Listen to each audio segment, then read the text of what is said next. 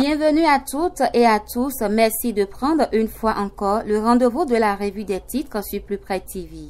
Nous démarrons ce matin avec le journal du service public La Nation qui affiche en manchette Route Natitengu Bukumbe Korontier. Le désenclavement accompli, le boom touristique en vue. Allez toujours dans les colonnes du même journal. Examen de la loi sur le statut du personnel parlementaire. Les députés bloqués sur les dispositions transitoires. Nous sommes à présent avec le quotidien Libération qui met en manchette des cadres de vie adéquats à moindre coût au Béninois. 10 000 logements sociaux aux enchères dans 4 communes. Un autre titre pour ce même journal. Événements de Chaourou et de Kilibor. Comment la police républicaine a évité le pire. Allez donc lire la page 3 pour en savoir plus. L'opinion aujourd'hui à présent, mise en service d'une chaîne de froide pour la conservation de l'ananas. Le Bénin veut booster une filière génératrice de richesse et d'emploi.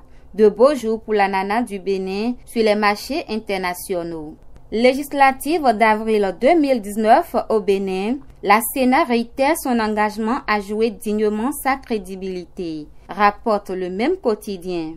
Décision DCC 19-083 du 28 février 2019. La Cour s'est prononcée sur le cas à Tao. Voilà ce que rapporte le quotidien Le Matinal. Irrégularité sur les listes de la mouvance, talon face à l'histoire. Plusieurs députés BMP reconduits candidats. Ça craint pour la lutte contre la corruption. Ce n'est pas moi qui le dis, c'est Matin Libre. Et puis l'événement précis dans sa parution de ce jour affiche en manchette. Remous dans l'organisation des législatives du 28 avril, vers l'impasse, la Sénat et la CEDEAO pour dénouer la crise. Au pied du même journal, recours contre la levée d'immunité parlementaire, la Cour déboute à Tao Renho.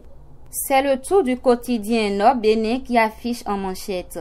Réhabilitation de la centrale de Nangbetor, le Bénin et le Togo se donnent la main.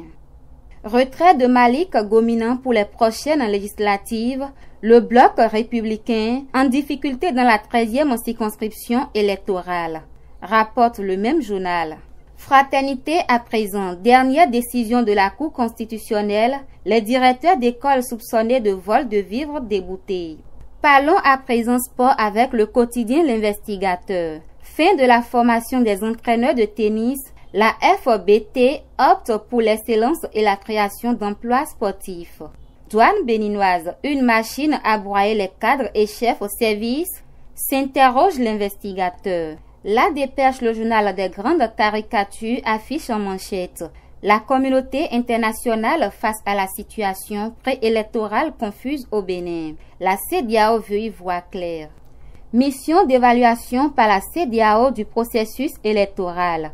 Joie de courte durée pour les partisans de l'exclusion. La 8e législature ne sera pas l'apanage d'une seule tendance politique. Le quotidien Dynamisme Info fait place aux confrères de la matinée qui affiche en manchette. Rejet du dossier de l'USL, quand Saka Lafia se méprend sur la notion de peine afflictive et infamante. Tentative d'écartement des partis de l'opposition au prochain scrutin. La Sénat devant une responsabilité historique.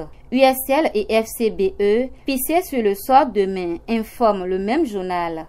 Rejet du dossier de l'USL. Saka Lafia comprend-il vraiment l'expression « peine afflictive et infamante » s'interroge le nouvel observateur.